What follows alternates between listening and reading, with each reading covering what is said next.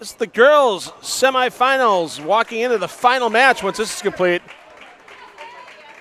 for the 2019-2020 Midwinter High School Classic. I am $2 Phil Brylo. Once again, bringing you the action. We're in our last couple of minutes of practice here between our number 3 seed, Sun Prairie, and our number 2 seed, Indian Trail Academy out of Kenosha. Double elimination bracket. They faced earlier in the day in round 2, and Sun Prairie put the sweep on ITA with games of 190, 197, and 183 in the best 3 out of 5 match play round competition.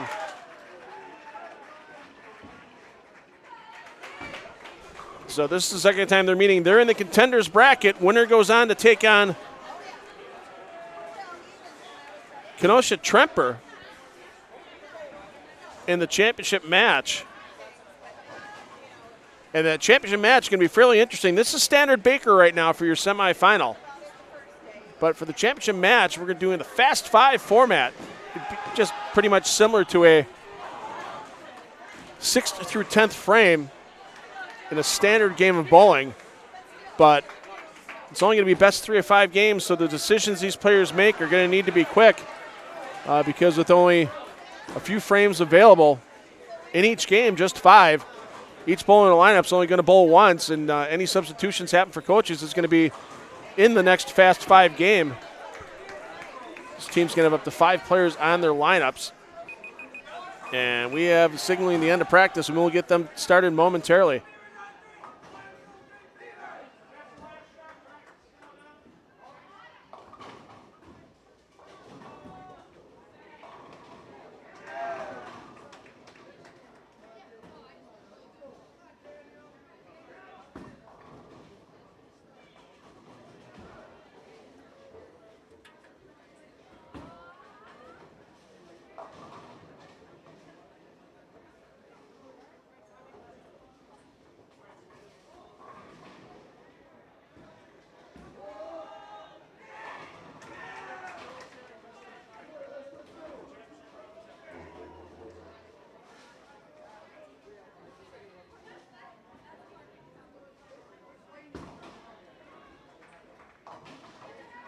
And the coaches with some last-minute instructions for their teams.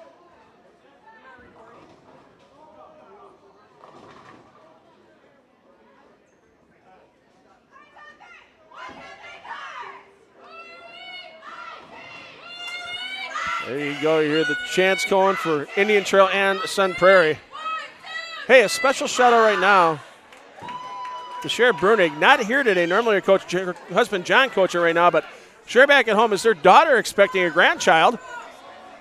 So good to hear. It's a lucky day to have a birthday. Everybody say hi. Hold on, let's get Sun Prairie over there. They're waving to their coach at home. So hopefully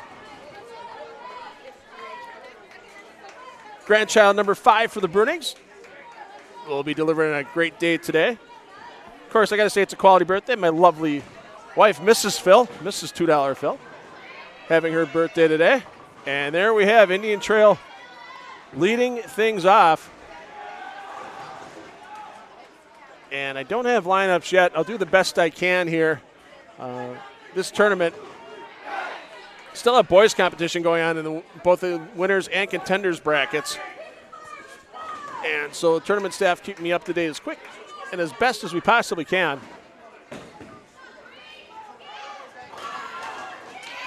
And we see Indian Trail start with a mark. Johnson for Sun Prairie on the difficult 3-6-10. No problem on the cover. Great shot there by Johnson. Del Real, the number 2 bowler, you'll see stepping up here for Indian Trail. Two-handed delivery for Del Real. And unfortunately, the two-handed delivery ends up with the 2-4-10. Olson for Sun Prairie in the second frame. 6 wraps around the 10. Bad break. This will be best 3 of 5 Baker games between these two teams. Once again, Kenosha Tremper waiting in the wings for the winner of this match. Thanks to everybody who's joining us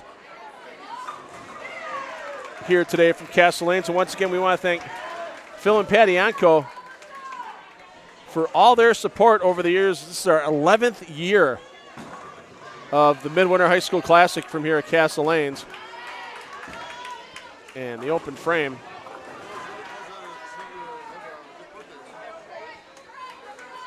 For Indian Trail. Olson looking to convert the 10-pin. That may have an issue and does not hold on. And so matching opens. The slight lead, though, by count for Sun Prairie after 2 frames. Number 3 hole, Turner for Indian Trail. Comes light. Pattern out here today. We like it for this event. Take a little pressure off the kids. It's the Castle Lanes house pattern.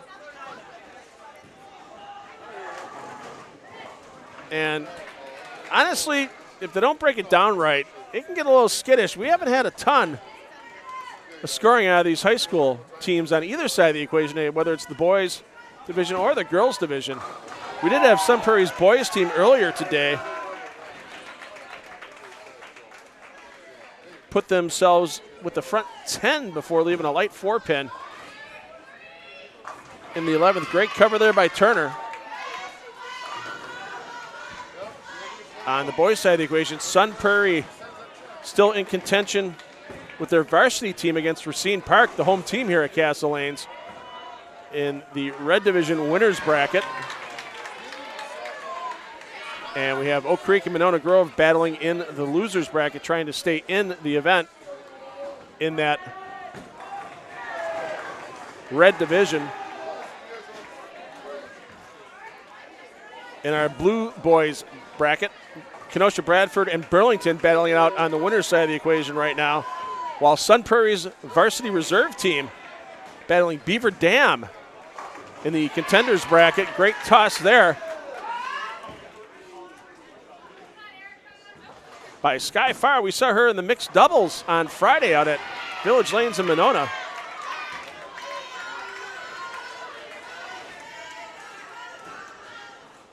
And Indian Trail keeping pace with their mark in the 4th frame.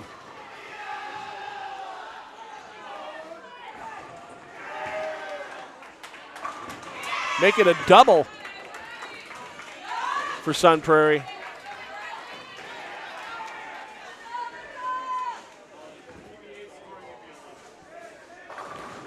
Moraski for Indian Trail trips that 4.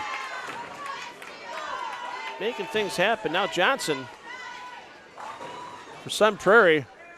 Looking to put a slice of turkey on the plate. Give it to her.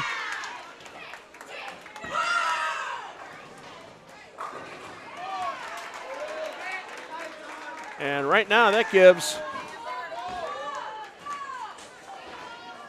a large advantage to Sun Prairie. Nothing lost there on the strike, though, for Indian Trail.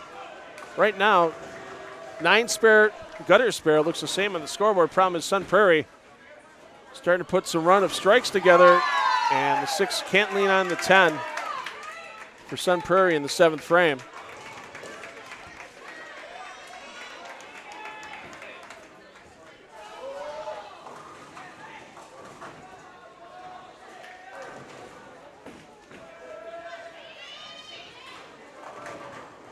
Almost the wall shot on the spare for Indian Trail, but the open frame now is going to leave 35-pin deficit with Sun Prairie already posting their spare in the 7th.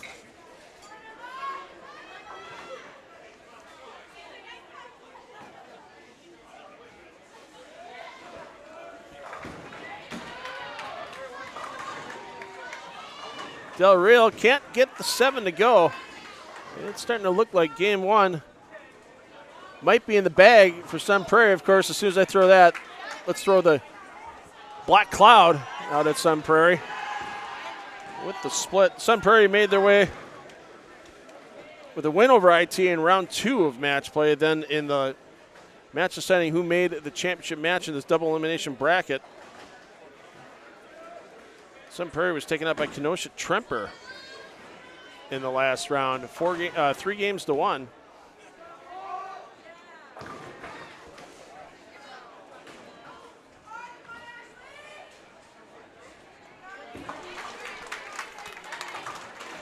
And the good thing to get the count here, but right now, 32 pins the advantage at a minimum for Sun Prairie, and a lot of that depends on how things finish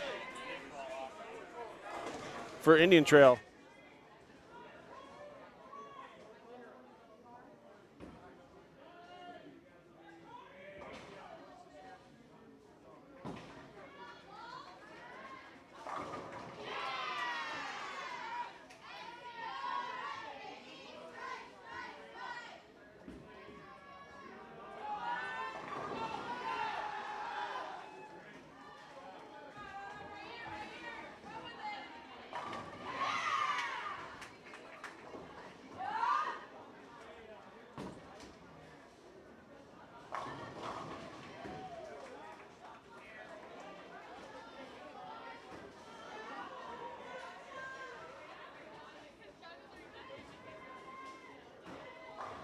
So with that 9th frame, foundation frame strike for Sun Prairie and the failure to match by Murawski of Indian Trail, it's starting to look like game 1.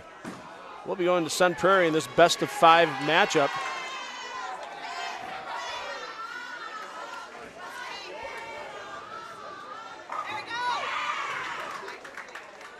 And piling on right now, Sun Prairie. Max of 213, and they will take game 1 with that strike by Lohr. Start off the 10th frame.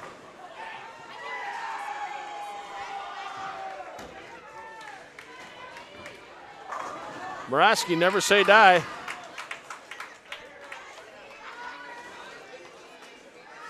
Teams will switch lanes after each game. If this does get to a 5th game, however, advantage could go to Indian Trail because they were the higher qualifier, and with the format of this event, a team can choose their lane in the 5th and deciding game.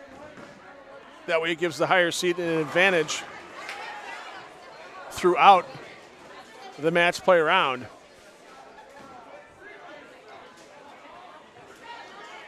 Of course, in our Fast 5 format for the final, Kenosha Tremper will just simply have choice of whether they want to bowl 1st or 2nd in the opening game, and then they will alternate the rest of the way through that Fast 5 format match. Both teams will bowl on the same lane, just a single lane, so we kind of make it like a little Weber Cup-ish to make things shine in the 10th frame, in the final match, I should say. And in that Fast 5 format, the final frame being similar to the 10th frame of a regulation game.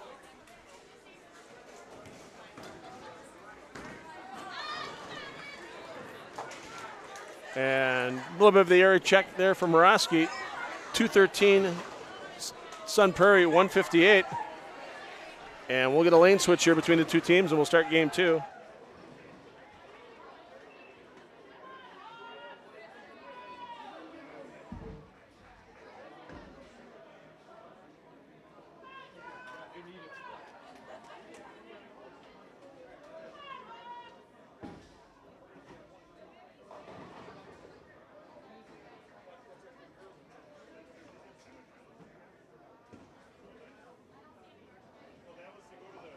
So the coach is taking a second to talk things over with their players. Not a bad thing to do.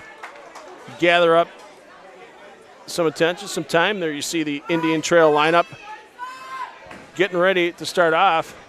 And Clemens into the lineup for Indian Trail. And crosses over, almost gets a lucky break, leaves the 6-10.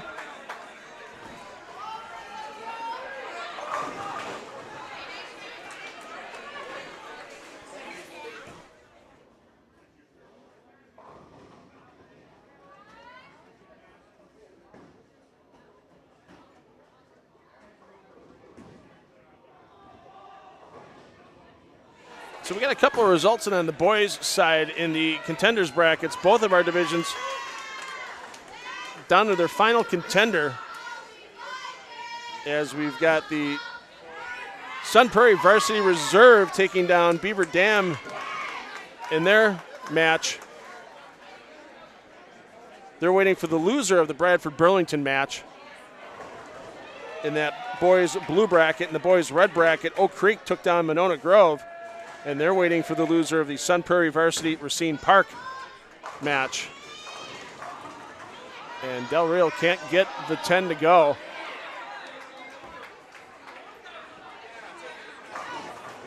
And the vicious 8-10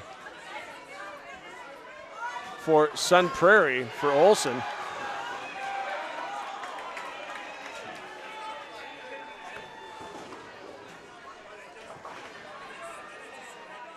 Let's see who fires first here. Looks like it's going to be Olson stepping up. Best thing to do here is just get one on the 8-10, which she converts, keep the count.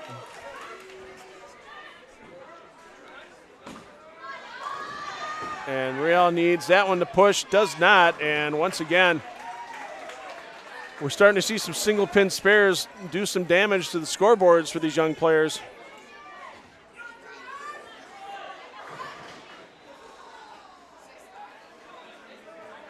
And Turner talking things over.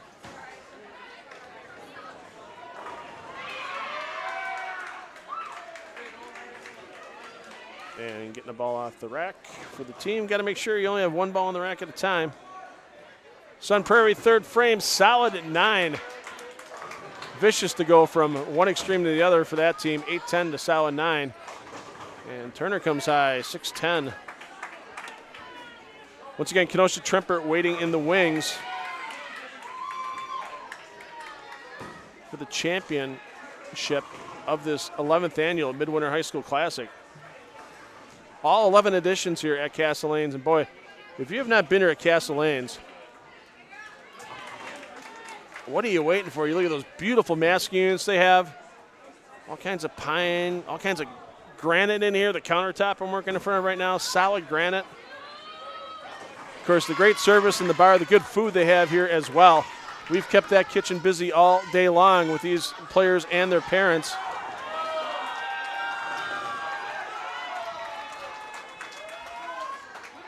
And let's see what Skyfire can do here. In Sun Prairie's fourth frame, crosses, well, it doesn't quite cross over, leaves the 3-6.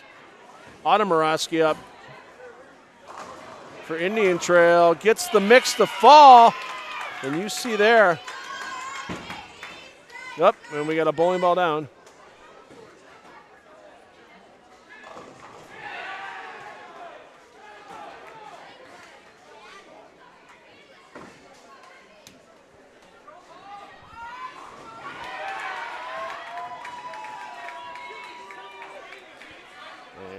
You go first. No, you go first. No, I'll go first, says Skyfire, as she's completing Sun Prairie's fourth frame. On the 3-6 with the polyester, covers it nicely. Keeps her team within 3 pins, but Ashley Morosky can get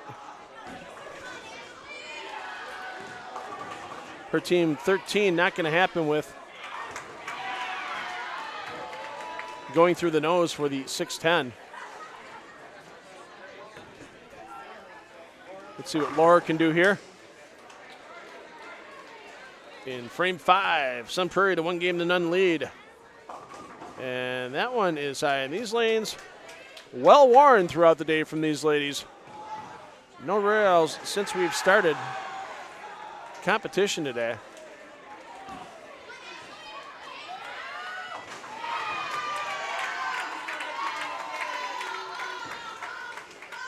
And there you see the cover by Morosky.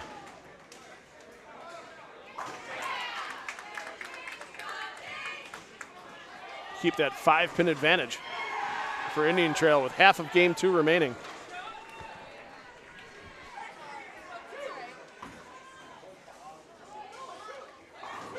Trip the 4 for ITA.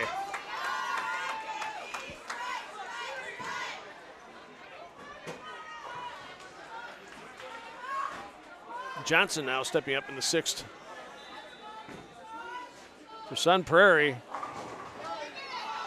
And the solid 5, she may want to check the rotation on that particular shot.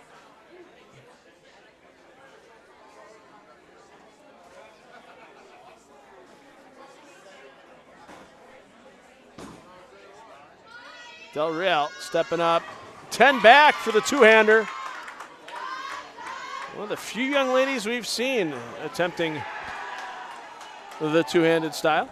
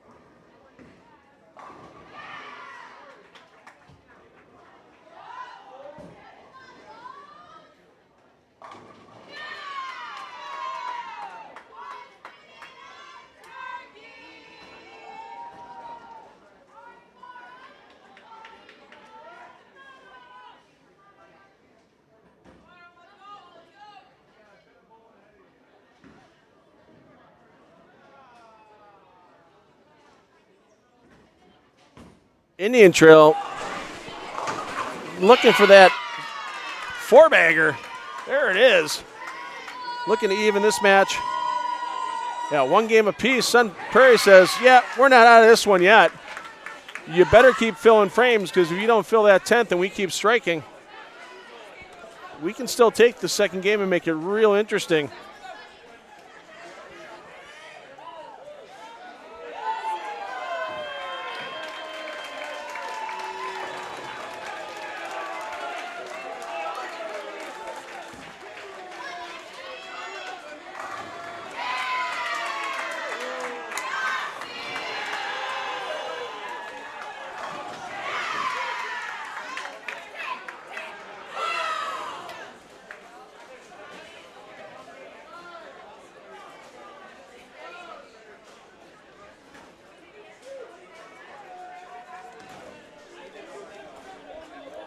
So we got the result in the last match. Kenosha Bradford on the boys' side taking out Burlington in the last part of the winners bracket. In the boys' blue division, as Indian Trail, even with that, even if that 7 would have stood for Murawski, the win in hand for game 2 for Indian Trail, even in this matchup at 1 apiece. So our boys' blue bracket, Kenosha Bradford winning in the wings. They're going to have to be defeated twice by either Burlington or the varsity reserve of Sun Prairie. Still waiting on the result from the Sun Prairie varsity versus Racine Park match. That match, that's going down to the 10th frame. Down in lanes 15 and 16. As it took Burlington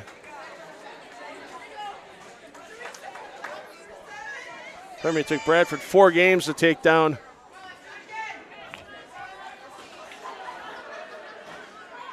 Bradford took down Burlington 3 games to 1. So the only teams remaining now in the blue bracket, Bradford waiting for the winner of the Burlington Sun Prairie varsity reserve match. Whoever wins Burlington Sun Prairie varsity reserve will have to defeat Bradford twice to make. Thank you, sir.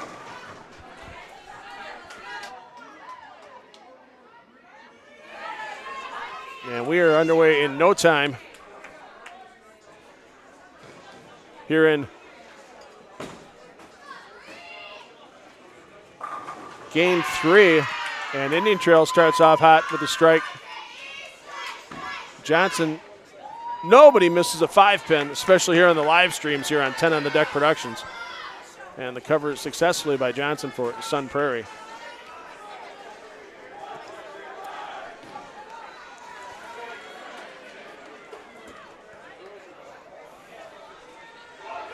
Once again, Kenosha Tremper waiting in the wings for the winner of this match, and it will be in the Fast 5 Baker format.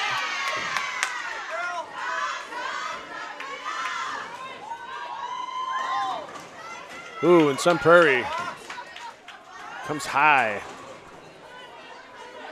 And Sun Prairie looking at a big deficit early here in game 2.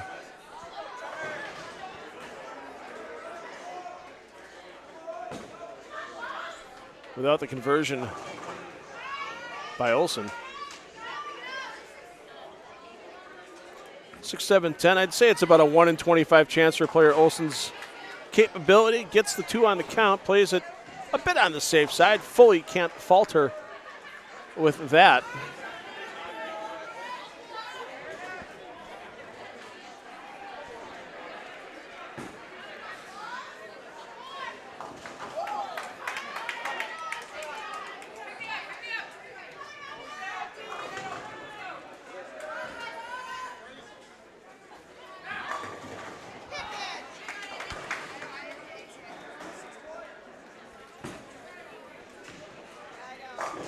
Oh, Adam Morosky liked it. You saw that fist go in the air early before that ball even got to the pocket. Unfortunately, a 10-pin said, not this time, young lady.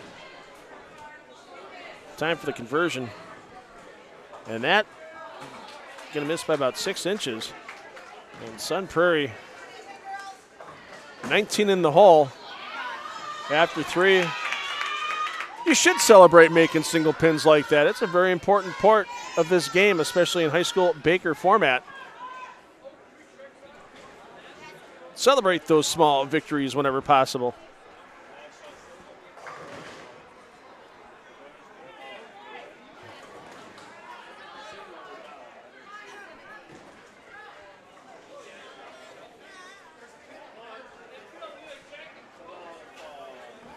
There's Farr in the 4th. 4 says not this time.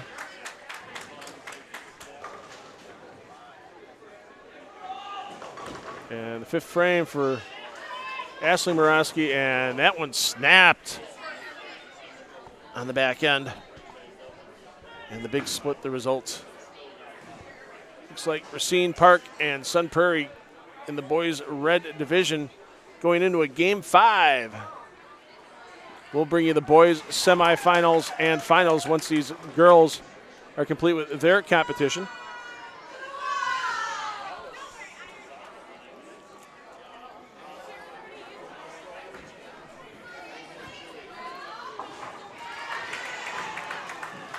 Good cover to get 2. At the minimum, Indian Trail Academy still looking at a 5-pin advantage through 5 frames. If Laura and her teammates can't put a double up in 5 and 6, then that's going to be trouble for Laura. And these young ladies are starting to see some serious friction in the middle part of the lane. You see right there how far these ladies are swinging. The feet are easily 9 to 10 boards left of where they started. Back at 10 o'clock this morning when the first balls of competition were thrown here.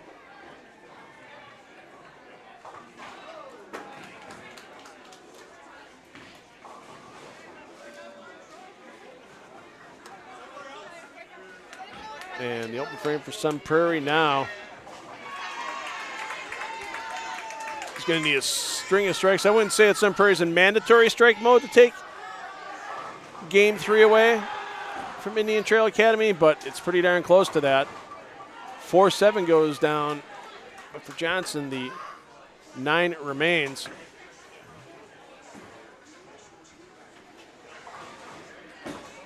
Del Rio looking to put another strike on the board for her team. She struck in the 2nd, and that could be an issue. Shooting cross lane and not having that 4-pin in there. Help the ball carry down off the 2 into the 7.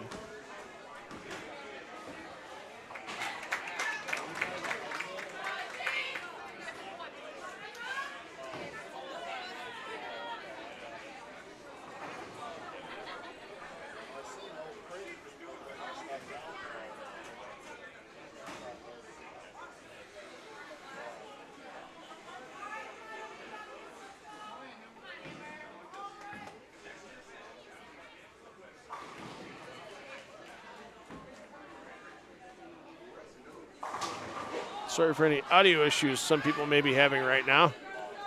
Trying to work with the local bandwidth.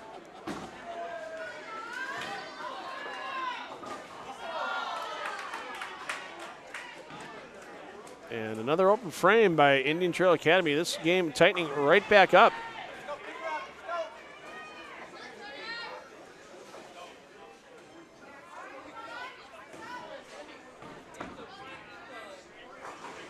Olsen stares it down. The second and third bend at the waist just to make sure the ball pushes far enough for her.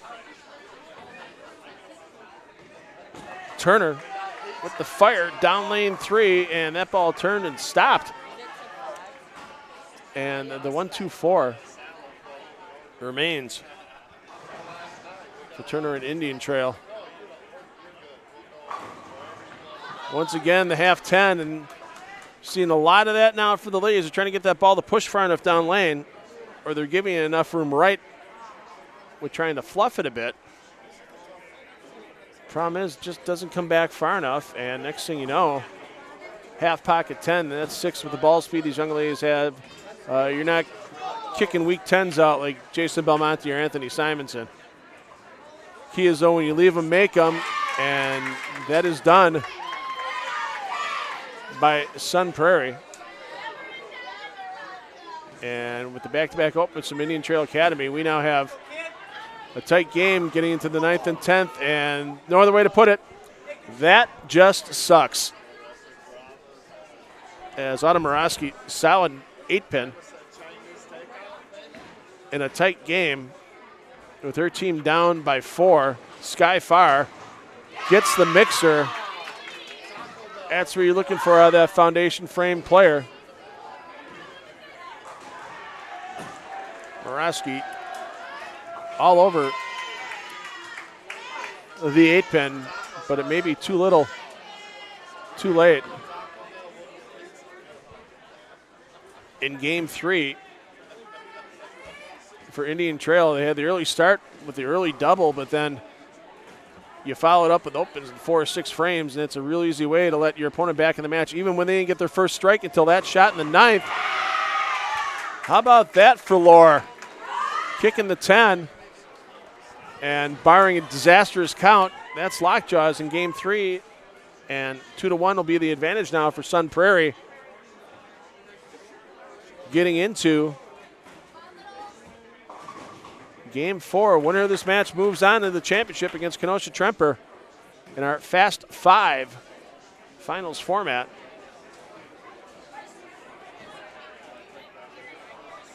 You lose this match, you can stay and enjoy the ambience of Castle Lanes, but you can't bowl while you're doing it.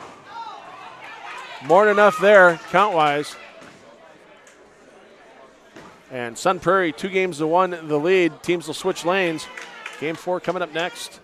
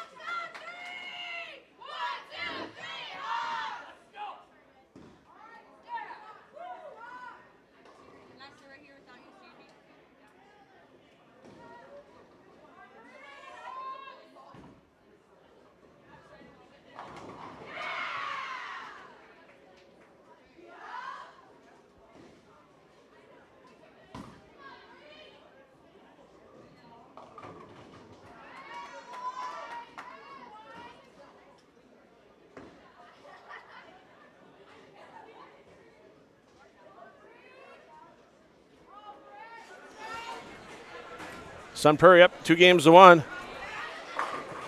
And once again, the case of the Week 10, striking Sun Prairie.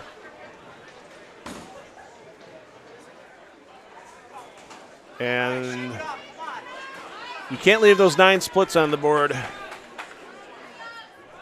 if you're going to be a winning tournament team, even at the high school level, especially at the high school level. I could say we see so many matches decided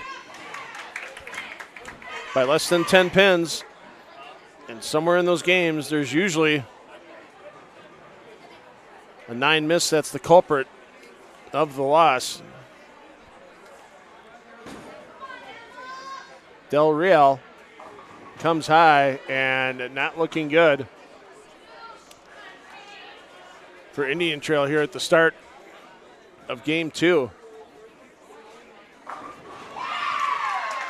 Sun Prairie commanding lead. Sun Prairie 2-1, the advantage. Sun Prairie took game 1, 213 to 158. ITA returned the favor, 238 to 188 in game 2. And Sun Prairie in game 3, 169 to 152. So some may think, well, maybe lane 4 is the better lane, but it's not showing that way right now for Indian Trail. And a huge break there for Sun Prairie. Baby split goes down for fire in the 4th frame. Let's see what Turner can do here to try to right the ship for ITA. And that was a bit unusual there. Headpin came off the sideboard and kind of split the 4 and 5 in other directions. Nothing done to get down. The 7-pin. And even with Sun Prairie dutching the first 4 frames, large advantage. 23 pins sitting right now after 4 frames with that conversion by Turner for Indian Trail Academy.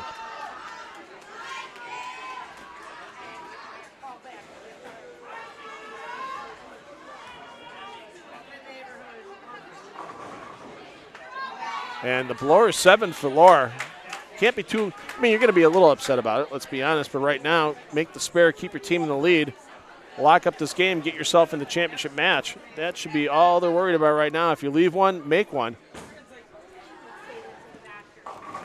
And that's a world of hurt. 4, 7, 9, 10 for Autumn Morosky of Indian Trail.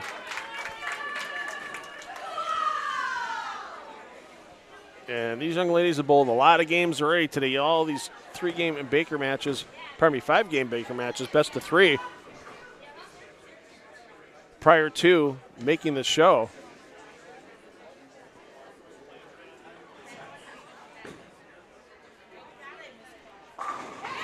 And a great toss by Johnson. Look at that. The fist bump. And that's the one thing with alternating shots in this format. It's going to be Sun Prairie posting the score early and up to Indian Trail to try to catch up and match it. Right now, though, sitting on 40 in the 4th. You're going to be down by at least 39 pins. Make it 49 thanks to the double in the 6th and 7th frame by Sun Prairie. And it is now mandatory strike mode for Indian Trail to have any chance to stay alive in this tournament. Ashley Morosky can't get the 4 to go, and the sun is starting to set on Indian Trail.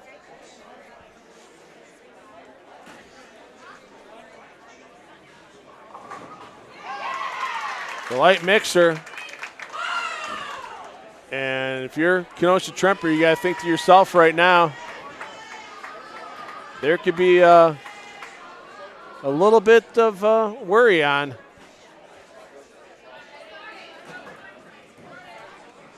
Kenosha Tremper right now, because you're coming with a team that's gotten a hot hand, finishing out and closing a match. Huge break. 9 count for Fire.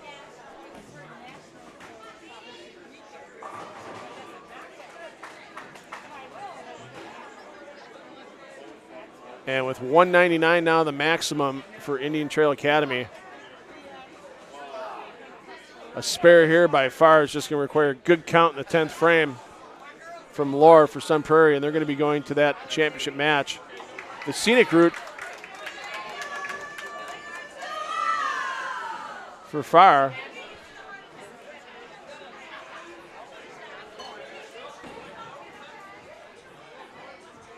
And that's making it all but over.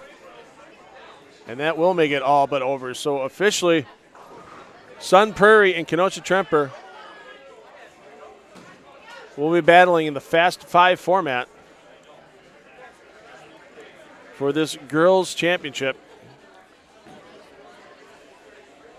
in the Midwinter High School Classic, the 2019-2020 edition.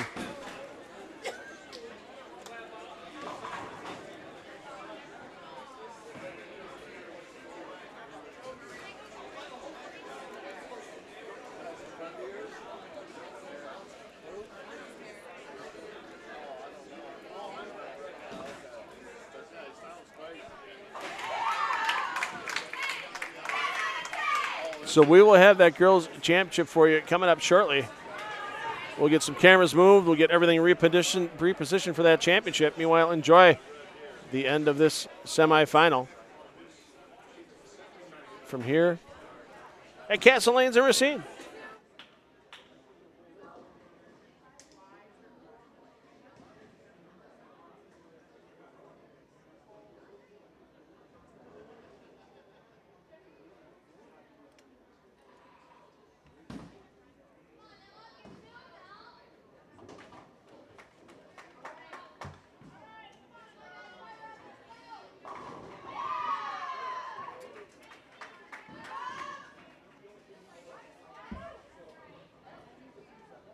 Take this camera and kind of set yourself in the same spot on like by lane 8.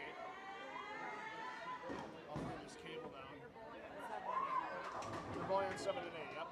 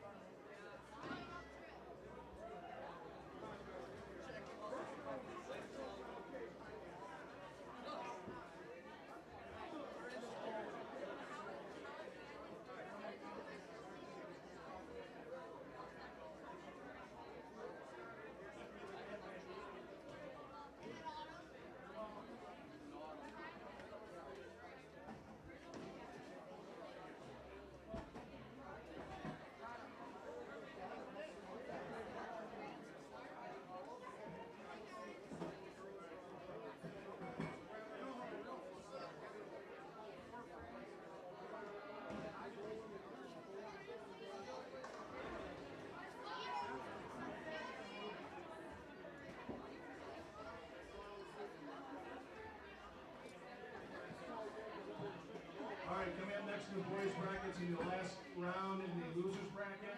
In the red bracket, it's Racine Park, number 3 seed against Oak Creek on lanes 1 and 2. On lanes 3 and 4, it'll be Burlington and Sun Prairie Varsity Reserve in the blue bracket losers final. So if those teams can get down to the park, in Oak Creek, 1 and 2, 3 and 4, Burlington and Sun Prairie.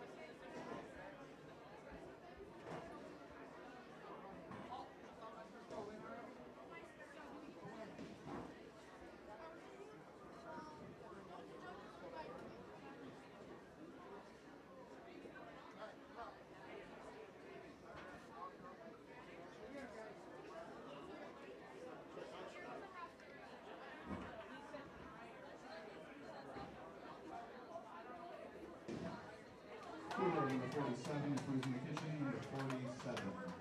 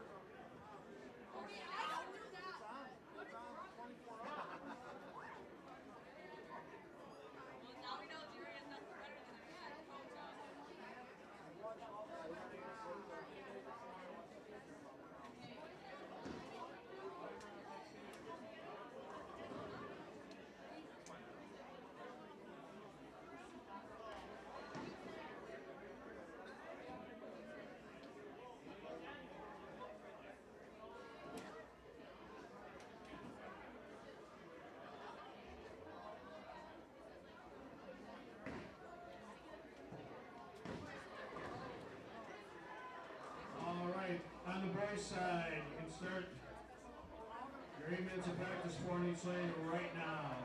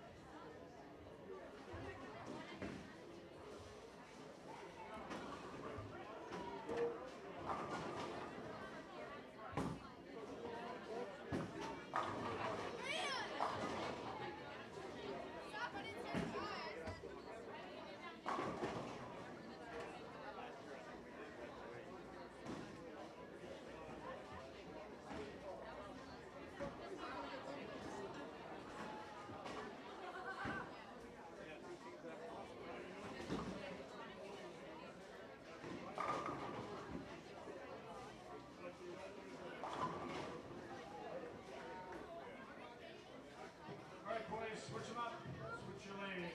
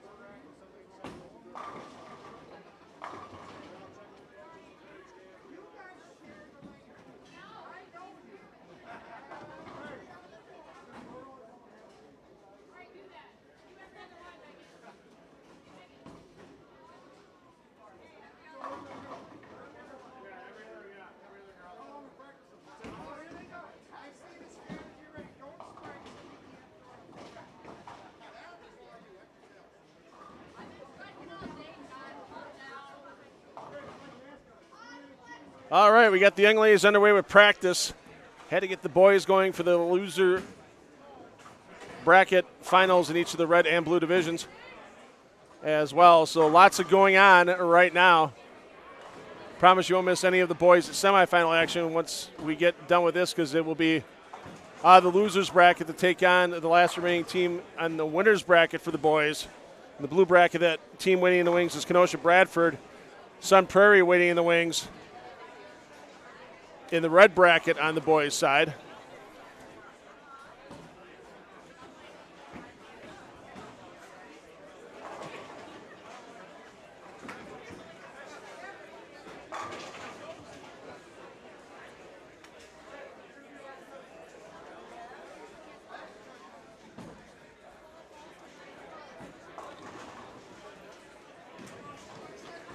And once again, this Fast Five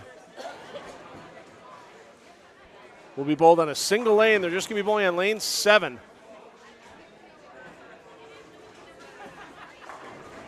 As they go along here.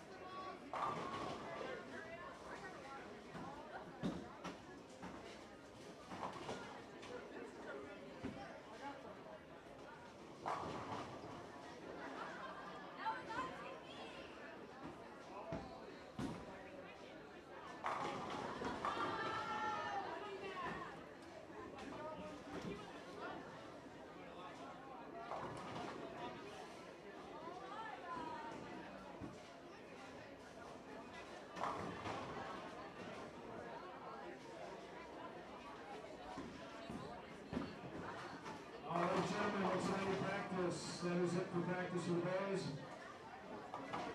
Go ahead, get your A and B in your respective lane.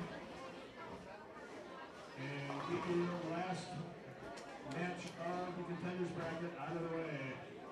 You win, you stay in. You lose, you don't have to go home, but you're going to be watching from the sidelines. Good luck on the boys' side.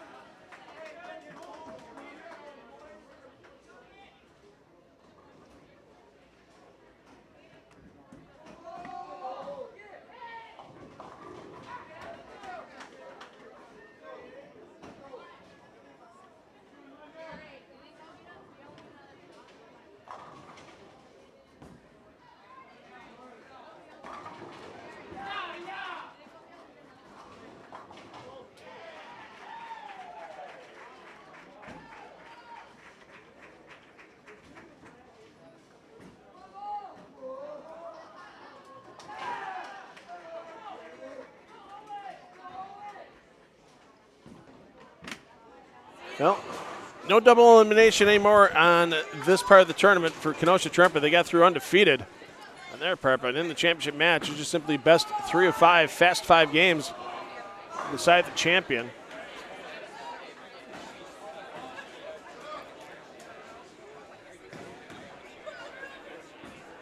So, and the reason why we're just doing it on a single lane, well, basically, keep it fair. When you're only bowling half games, you don't have the chance to jump back and forth and make an adjustment for your second shot on a particular lane. So we're just going to keep it on one lane, a la Weber Cup and some other international competitions that we've seen. Because, hey, why not? Something different. Don't always have to just make bowling the same 10 frames every game. Don't have to make it a certain number of Baker games per match. Change it up all kinds of different ways. And you can even change up how you bowl. I was at an establishment a few weeks ago that had the cubic AMF hyper bowling, and that looked like a lot of fun. Where actually the bumpers are in play for anybody to try to get bonus pins during some of the games that they have in hyper bowling. So a lot of fun for the casual player or somebody looking for something different. Definitely don't think I do hyper bowling as a competitive bowling event, but hey, you got to have some fun with the formats on occasion, and especially with changing it up for these high school players. Every time they go to a match, it's the same format. 9 games for bowl on 9 games. Whoever wins 5 or more wins the match. Let's change it up in the middle of the season for them a bit. Let them have a little fun with what's going on. They've got about 3 minutes of practice left, and then we will get this championship match for the girls underway here from Castle Lanes and Racine in the 2019-2020 Midwinter High School Classic. Girls Championship will be decided.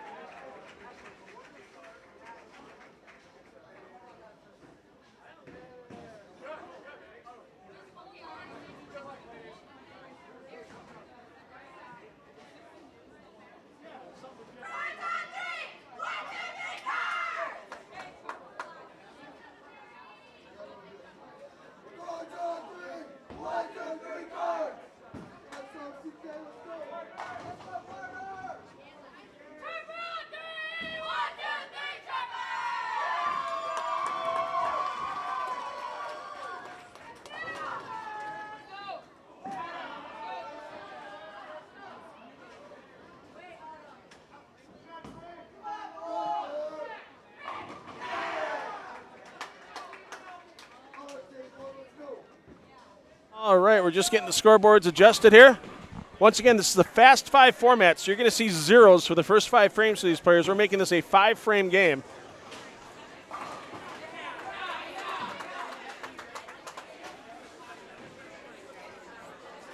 Really make these players focus, and they're going to stay on lane 7 the entire time. They will alternate.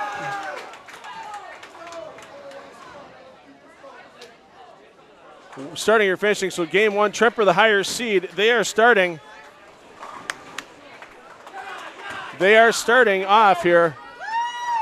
And for Kenosha Tremper, we've got Autumn Talbot, the junior for Tremper, starting off here in the 6th frame.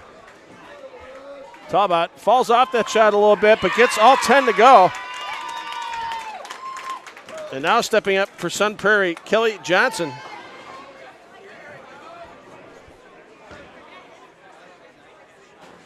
Johnson, 15 years old. Out of Sun Prairie. And comes up a little light and leaves that 7 count. There you see, it's crowded right now. We got some boys matches going on behind these players. As our finals and our contenders brackets between Beloit and the Sun Prairie Reserve team. And the great cover there by Johnson. Keep her team closer in this first of 5, Fast 5 format. Baker Games now stepping up. Ran Kelski.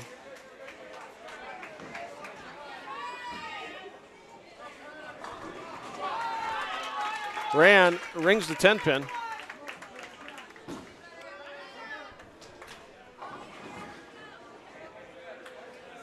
Oak Creek Racine Park, the other boys match going down in lanes 1 and 2, and you see Kelstedt, freshman at Tremper. Pardon me, Kelstow, I apologize.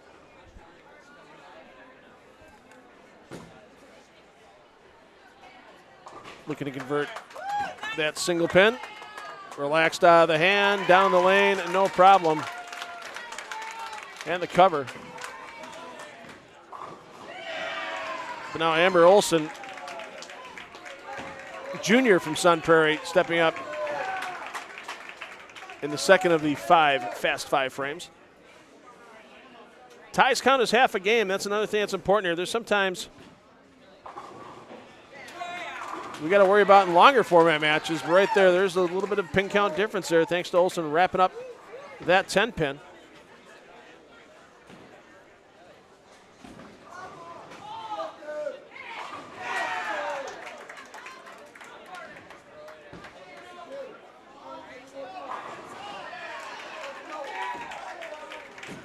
Cross lane for Olsen, no problem on the cover. Now Megan George stepping up here for Kenosha Tremper. She's a senior.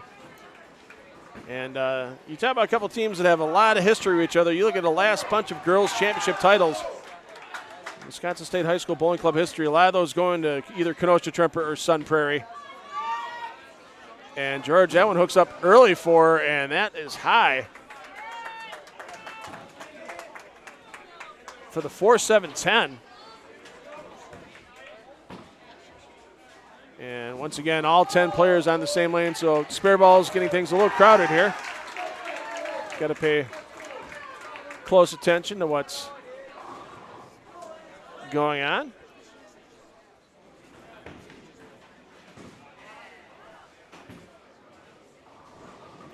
So the smart thing here is don't lose the count. Make sure you take the 2. And hey, look at this. Hey, look at that. There's with this Fast 5 format, I think you're going to see some momentum changes. You may see some coaches that instead of going, hey, just take the 2, hey, let's get the momentum. It's a short game. Let's take the win. Great cover there by Megan George on the 4-7-10. Tremper still down in the game by a couple pins and count, depending on what Brianna Thurston does here. We saw Thurston this past week from Village Lanes and Monona in the high school mixed doubles championship. Oh, stuff the 10-pin. Unbelievably bad break.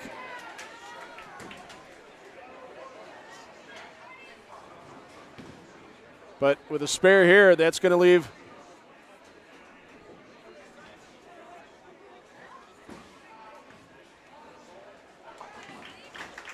Sun Prairie in arrears by just a single pin. Hold on. Oh.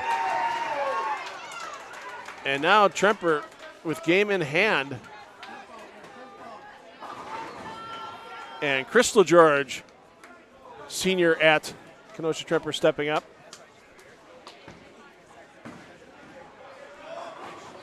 As we go ahead with a little equipment removal. Even the coach is getting involved now. Here's Jerry Schultz stepping out from Kenosha Tremper, head coach of that program. Coach Graham as well. In the back of the pit area, you see the extra words of encouragement. Crystal George knows how important this ball is with her team up by 10 pins. Just 2 frames remaining in this fast 5 format game. On target line, shred that rack. How huge is that right now for Kenosha Tremper? And now Sky Farr. 16 years old. Started bowling at the age of 7.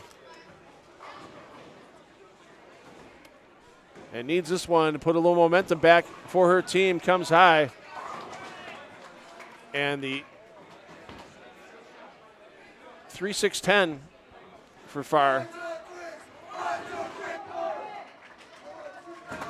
Farr, a sophomore at Sun Prairie.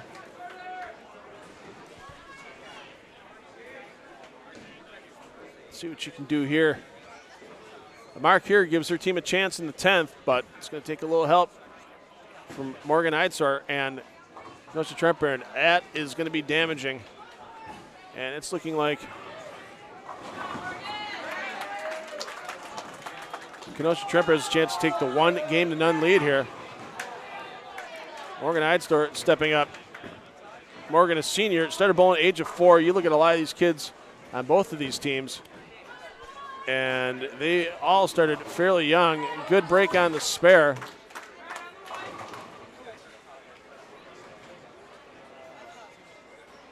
And she needs to make this to avoid a tie. Still possible. Erica Laura could step up and strike out if Morgan Eidsor misses this 6-pin. So you see taking the extra second, back of the approach. And a spare here, and game 1 of this Fast 5 format will go to Kenosha Tremper. There it is. So maximum 97. Of course, your maximum in this format would be 150 for a perfect game.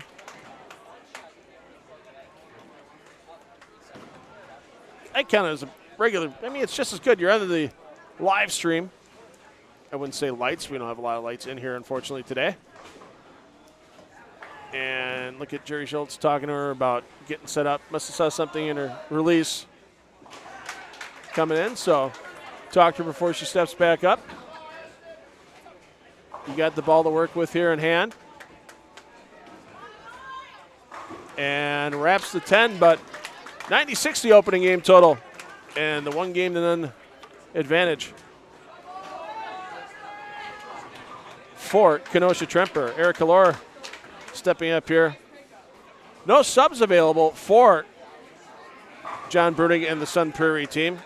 A couple of subs available for Kenosha Tremper if they decide to change lineups between games.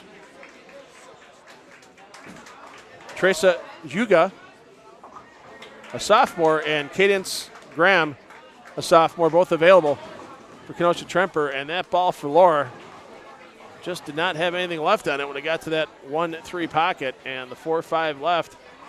Sun Prairie will get to lead off in game 2. Once again, all games playing on just lane 7. So we will get the teams, they'll set up, we'll get the scoreboards reset. And game 2 coming up in this girls' championship of the 2019-2020 Midwinter Classic from Castle Lanes and Racine after a short break.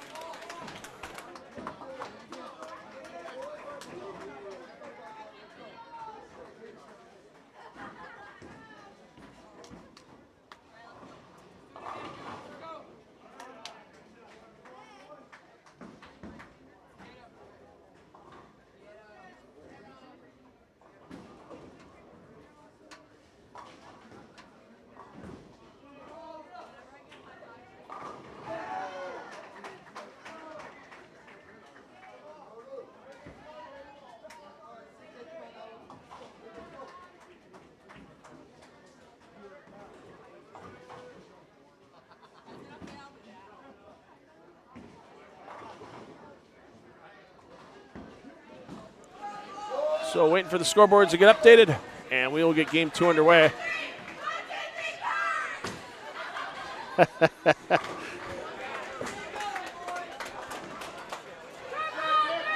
And Sun Prairie, even in defeating game 1, they're still having fun with this event. Sure, Brewing, wonder we got. Did we get any grandchild news yet on grandchild number 5 for the Brunigs? I come across it all? Nope, not across the wire yet. Hopefully the Bruning family having a chance to watch right now.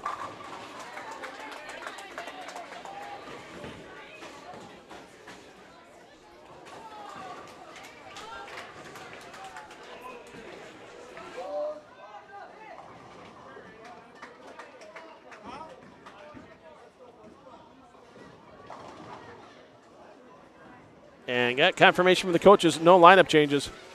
And Sun Prairie will kick things off.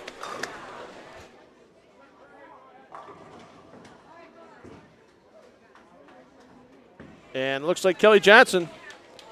No lineup changes for Sun Prairie as well. Johnson will start things off here in game 2 of this Fast 5 format.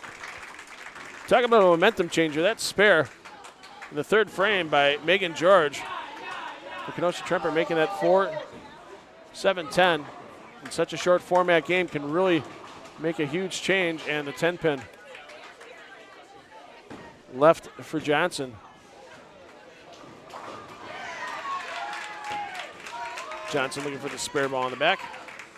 You know, we mentioned John and Sher Brunig and everything they do, not just with the youth program at Prairie Lanes, but they also run, with the help of quite a few other volunteers out in the Madison area, the Badgerland Youth Bowlers Tour. Johnson, a recent winner of an event on that BYBT. But unfortunately now, that 10-pin, as our friend Chris Barnes from the PBA likes to say, you can't have those 9 splits staring you in the face because they have a tendency to upset you after a while. Autumn Talbot throwing the first frame for Tremper here.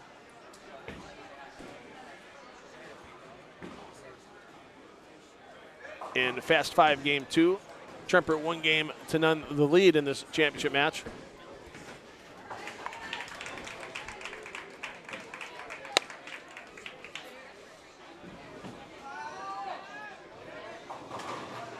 Hey, how about that for Talbot? Take the wall shot, mix things around, and stir up a strike.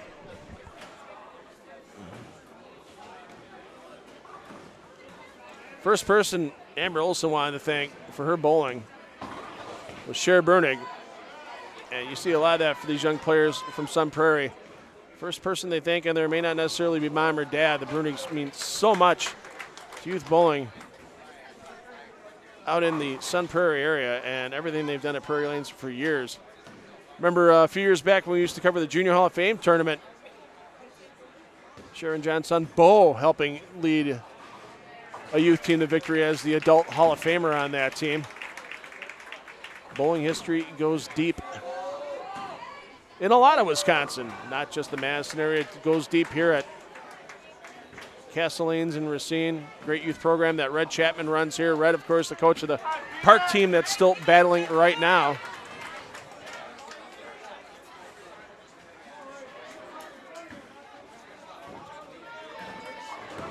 ran Calsto. High game at 268. High series of 655 for this young lady. Just started bowling 5 years ago at the age of 10.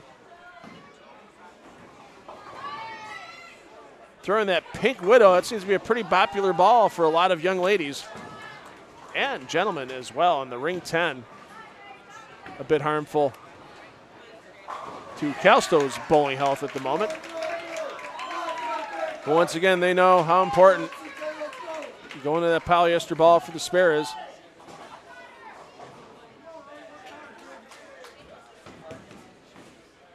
Get that conversion on the board, make things happen.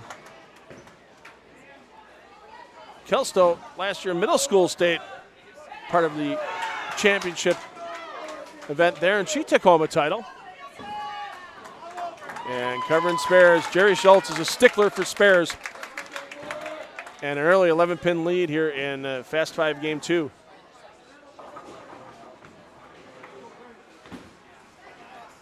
Sarah Poblaski, I see her in our YouTube chat. Pablo, why bowl a full game should be the question. Let's change it up a little bit. Let's make it exciting.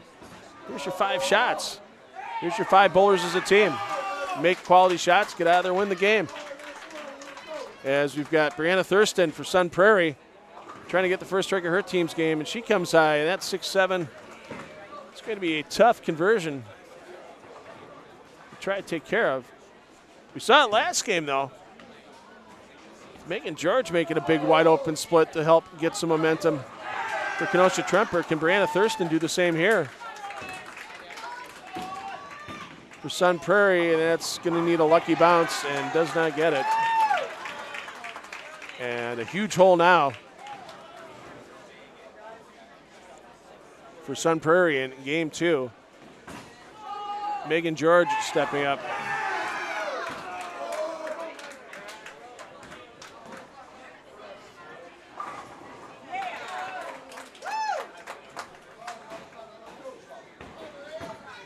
And George goes to the puff ball an extra time or two.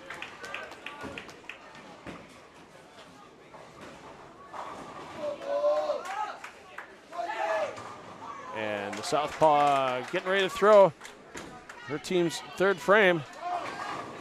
There it is. If you can't make big wide open splits, throw some strikes. And a great shot there by Megan George.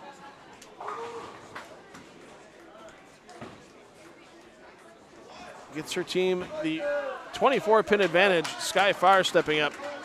Farr has a perfect game to her credit. High series of 704. There we go. Something to build off of for game 3 for Sun Prairie. A lot of these young players for Kenosha Tremper make their home center at Sheridan Lanes in Kenosha. And one of the great players many years ago, we won't say how many, and now the coach at Stephen F. Austin University, Amber Lemke, here in attendance today. Amber home for the holidays. Of course, she's originally from this area. UW Whitewater bowler and then coach before moving on to Stephen F. Austin. And you talk about a powerhouse college program that she's built up, not just at Whitewater, but she's also done it over the last several years in a couple of national titles at SFA. Nacogdoches, Texas. And the 10th frame, Erica Laura trying to build it up. You see Coach John Brunig trying to share some advice. And it's a long road back. The next 5 shots that Sun Prairie makes could be the last 5 balls of the event for them. But if you give yourself some momentum here, still put 96 on the board. Still going to force solid count. First ball in the 10th from the anchor for Tremper, Morgan Eidsor. And there you go. Laura keeps firing.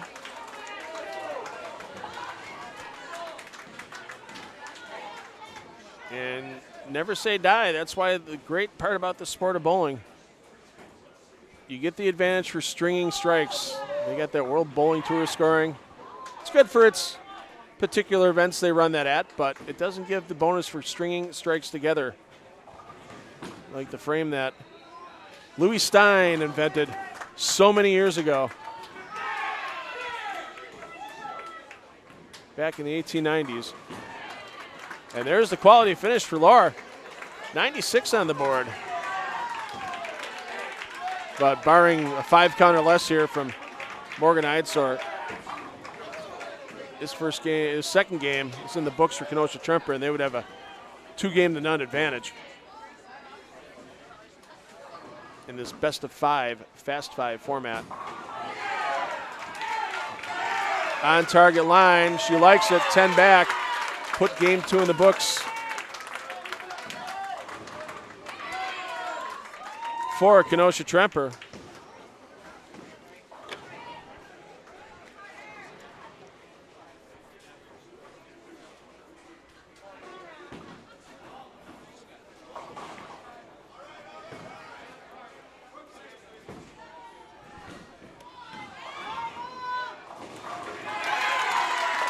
Another great toss.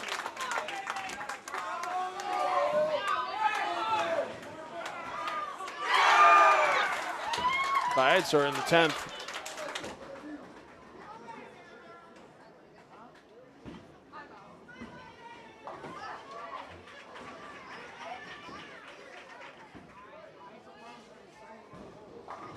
And a good time. You can bring in a sub in the 10th frame, absolutely. Get the little experience under the lights for Cadence Graham. 128-96, game 2, and a 2-game-to-none lead for Tremper. Scoreboards to be reset. Coaches talking to the teams right now. We'll be underway with this 3rd game momentarily.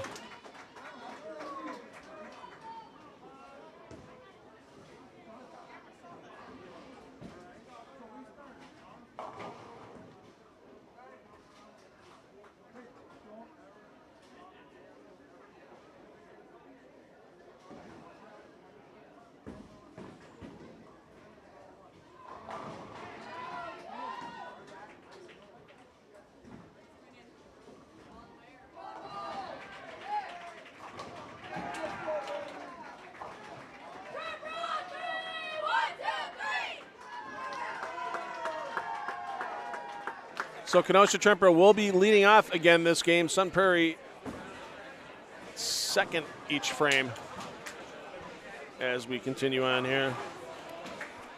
Waiting for our scoreboards to be updated. And we'll get underway as the coaches talk things over. Best of 5, right? Best of 5.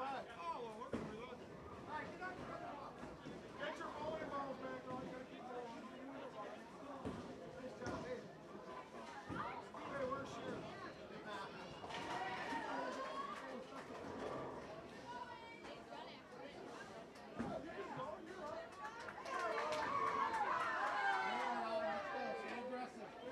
All right, we're starting this 3rd game. Autumn Talbot starting things off for Kenosha Tremper.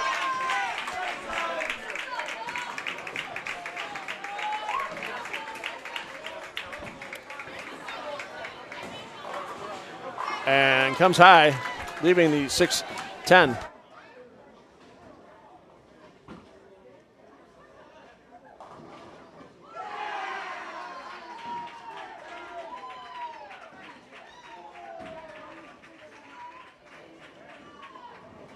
Talbot, a junior, want to thank her parents for all the help with her bowling.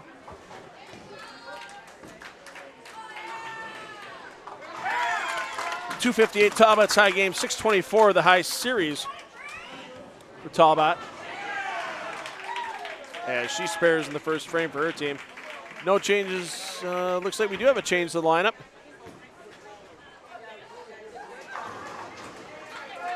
As we've moved Thurston to the leadoff spot for Sun Prairie. Thurston we've bowled since the age of 8, 690 her high series. Comes high, lucky break. That's what Sun Prairie kind of needs right now. They've had a few get away from them. And the chance to take an early lead. for Sun Prairie here in Game 3, being down 2-0 against Kenosha-Tremper. Ryan Kalsto for Tremper. Likes listening to the music when she's not out on the lanes. And let's see if she can make a little music with that Pink Widow. 4-pin still stands. Quality shot there. This pair was not used all day, so it is, you could call it on the fresh, but it got oil about 8 a.m. this morning, so after sitting for 8 hours, the pattern going to flatten out a little bit. Not necessarily going to be as easy as the normal house shot.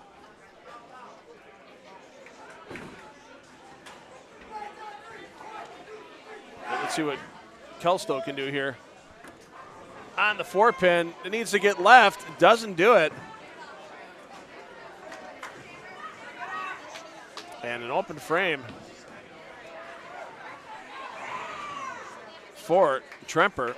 Let's see what the team can do here with Olsen stepping up in the second frame. Little lineup change once again. Olsen, 277 her high game.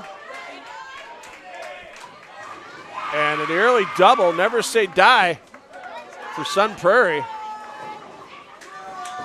as they take an early 22-pin lead.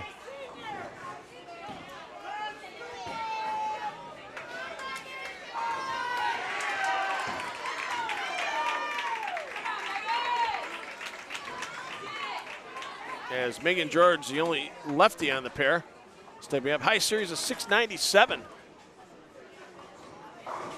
for George. And that one comes high.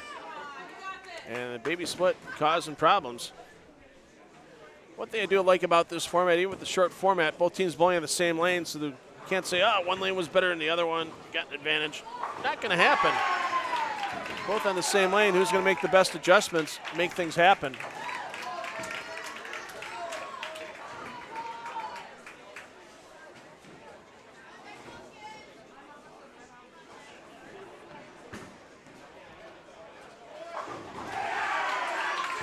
And George only gets one.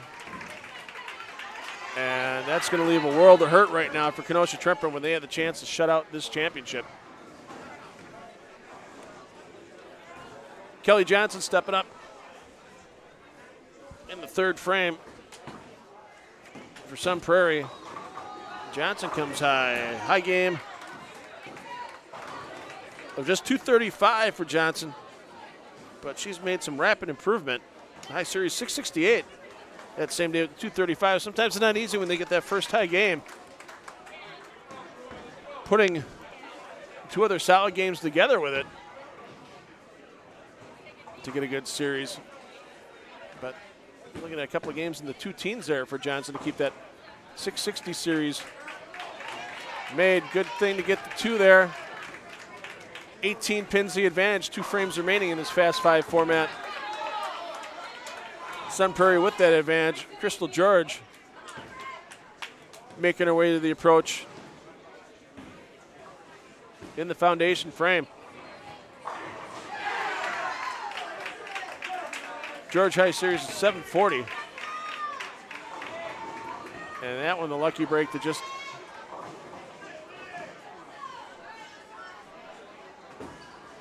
leave the 6-pin.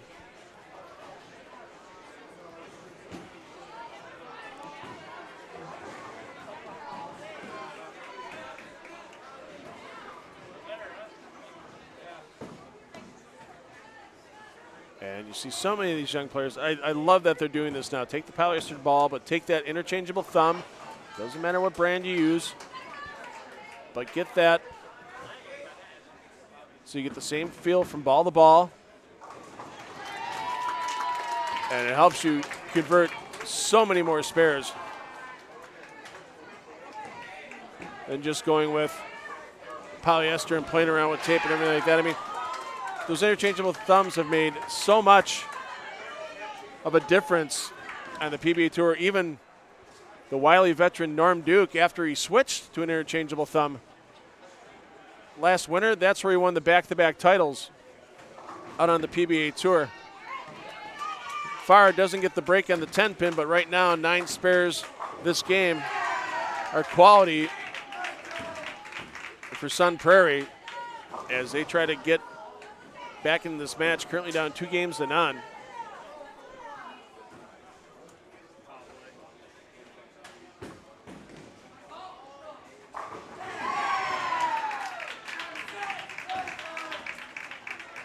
And textbook for Fire on the 10.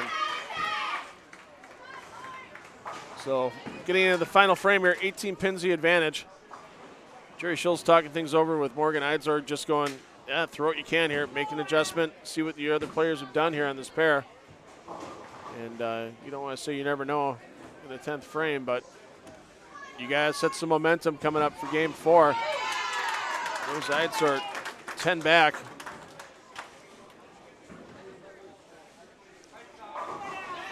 Maximum of 87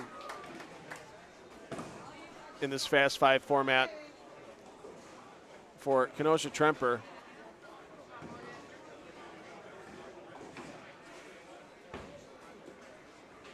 And that could force a mark out of Sun Prairie in the 10th frame. A little out of balance on that shot and paid full penalty.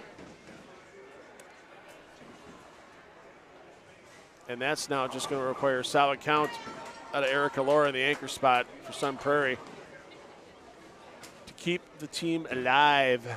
It is alive for game 4.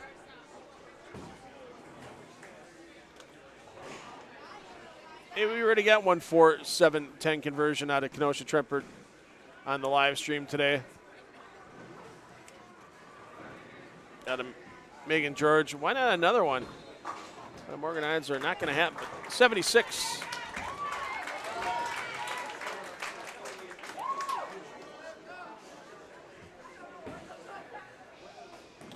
So basically, 6 count on the first ball is enough for Erica Lahr to assure a Game 3 victory.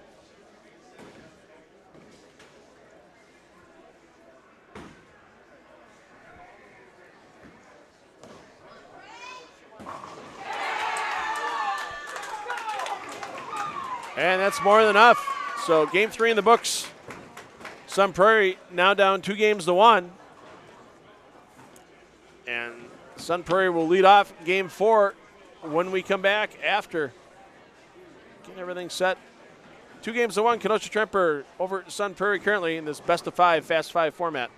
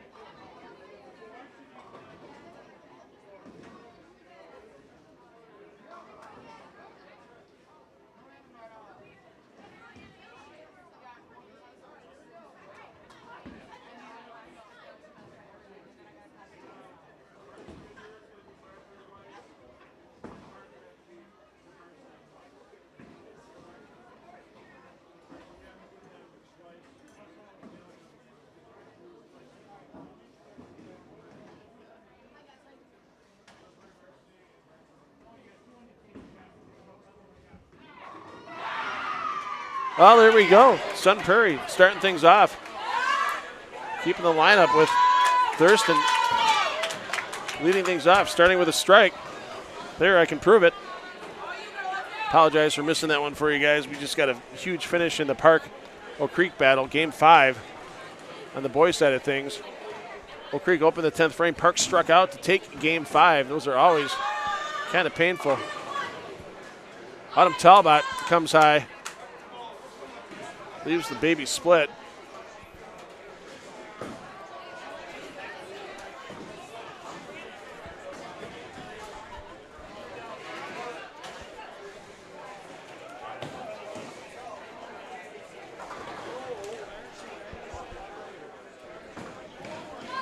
That needs some help. Oh, and even trying to get it the hard way. Talbot has it go around.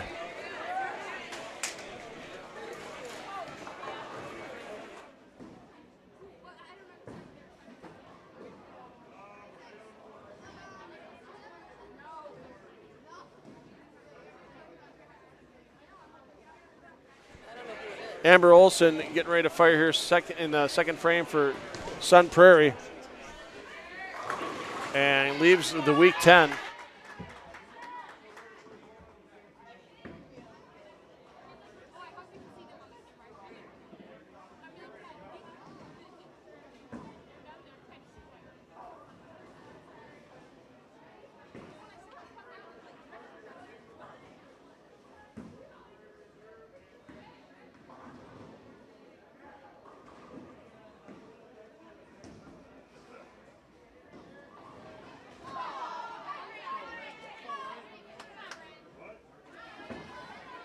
And the open frame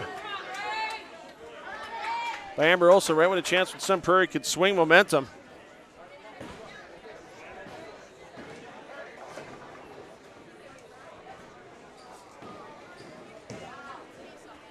And let's see what Ryan Kelsto can do here. Good toss. Gets Tremper back in this game.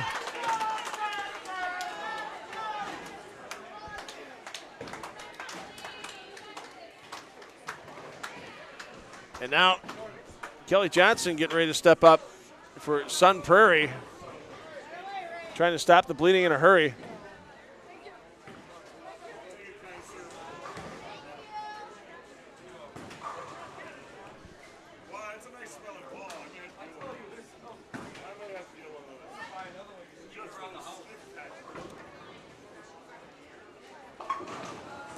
Johnson likes to do a little drawing when she's not out on the lanes. Needs to draw herself up a single pin conversion right now.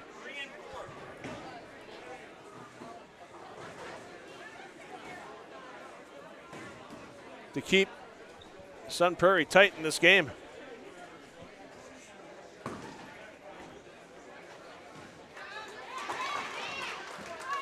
And there's the cover for Johnson. And now it's up to Megan George. She put a double on the board for Tremper. That would get them an 11-pin advantage.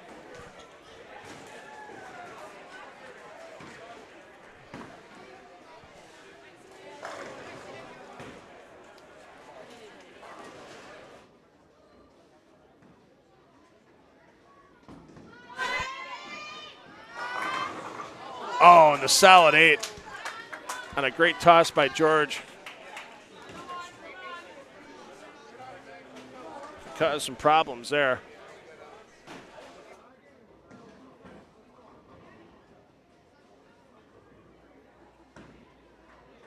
Let's see what George can do here to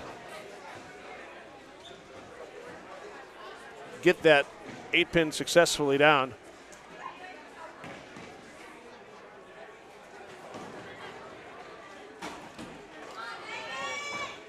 Keeping it down that left side, no problem. And the 1-pin advantage, and that 1 pin could mean a championship for Kenosha Tremper. Already up 2-1. Sky Farr stepping up in the 4th of this Fast 5 format frames for Sun Prairie. She's been solid in the foundation spot much of the day today.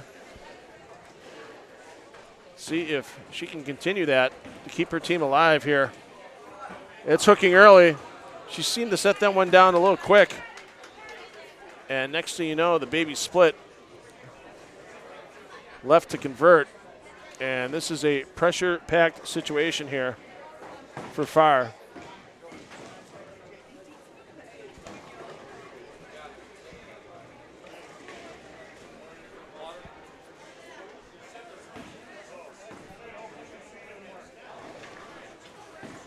Moves to the left side of the approach. Going to try to get the ball between the 3 and the 10. And she fails to do it. And now this is where Tremper can really put the nose to the grindstone.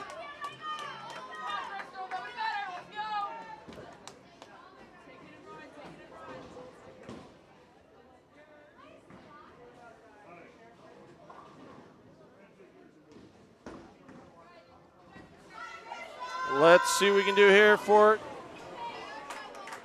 Crystal George. She comes high and leaves. She comes in light, leaves the 2-8. Getting our final matches in the boys individual, well, in the red bracket and blue bracket together. Right now you see them starting to get underway.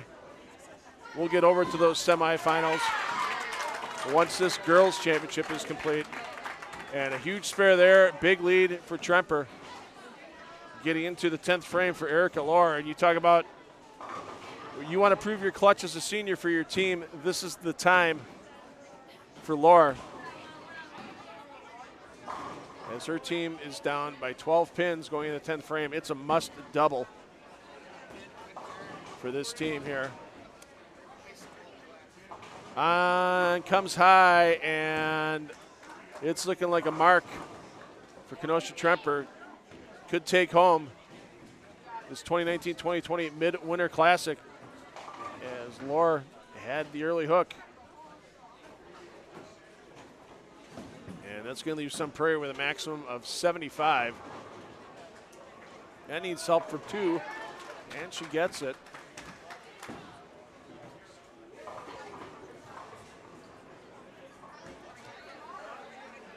Count here huge,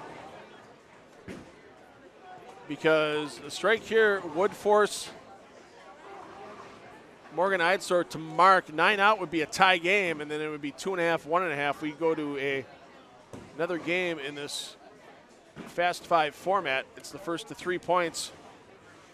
Takes the total. There it is. So that will force a mark by Morgan Eidsor to take down this championship.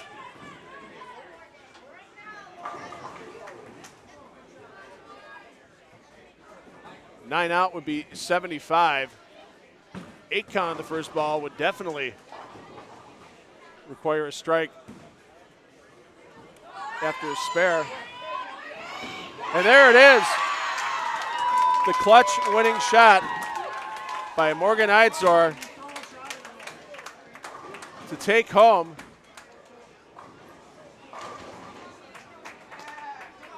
this title for Kenosha Tremper.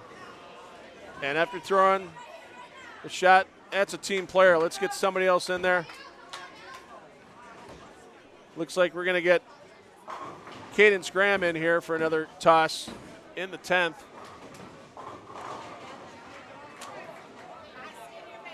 And 3 games to 1 in the Fast 5 format.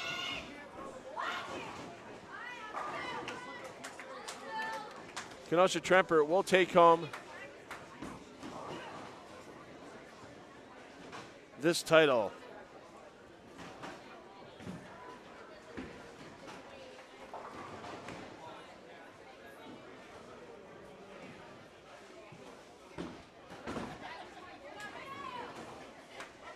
So we're going to take a short break on the stream, come back to the 10 on the Deck Productions Facebook page for the boys semifinals.